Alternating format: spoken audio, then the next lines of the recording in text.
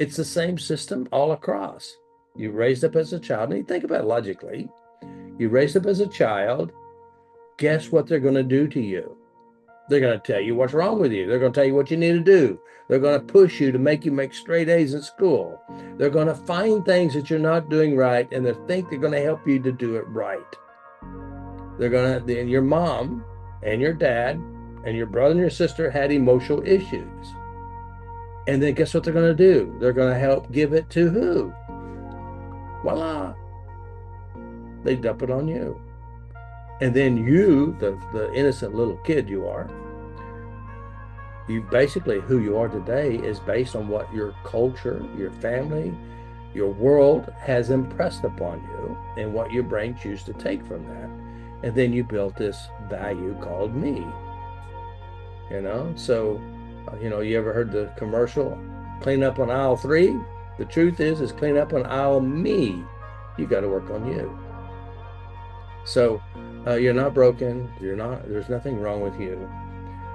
Your brain is successfully rehearsing and replaying what you've learned. Each one of us all have a different emotional environment from where we came from. I call it your emotional jungle, because we have this innate system within us to keep us alive. And it collects stuff from our past, and it helps build skills to stay alive. You're not broken, you're not screwed up. Now, granted, there's some things that you do, or the way you respond, and you don't like it. Well, that's normal. Every problem, seemingly problem, when I say a problem, is really an undesirable successful outcome based on the brain. Now, I need to kind of explain a little bit too about the brain. We have the mind. That's the thing you think with now. That's the mind. That's your processing. Now, you do interact with your unconscious mind, which I call it the intelligent idiot. And the only reason I say it's an idiot is because it doesn't determine what happens in your life as bad or good when you start out in this world. It captures and organizes as this is how the world is. Penny's problems today are not built in a vacuum. They're built from her cultural trainings, her family trainings, her school trainings that she went to. Like, I was born in a poor environment, really. My mother, 14 or 15, gave birth to me. By the time she's 19, she had 4 kids. Like, we were really poor. My stepdad, he was the oldest of 9, hard worker, but we went through some really rough stuff as children. And it taught us things that we probably shouldn't have learned, but we learned it because that's our real world. I came in as a bastard child. My mom ran away, came back. And of course, my grandma was very religious, but it's really extreme, So here it is. This 14-year-old kid comes back at 15. She gives birth to me. Now, grandma has a troubled daughter, and she has a grandson, me. And by the time my mother's 19, she has 4 kids. We were the troubled children. We were the problem children. And they saw us as the problem. And they treat us like the problem. And we grew up as the problem, the troubled ones. So we create identity from this stuff. You know what I'm talking about. You know your story too, right? We've been trained, emotionally indoctrinated to believe that you're the troubled child. I believe it's my fault. I'm the bad one, My existence in the world was because I was the fastest swimmer to the egg. 9 months later, I was born, and I screwed up everyone's life. But it's not really true. It's not true at all. It's a lie. You're destined to be here, and you're destined for greatness. And I believe, and for me figuring this out, it really set me free from my history.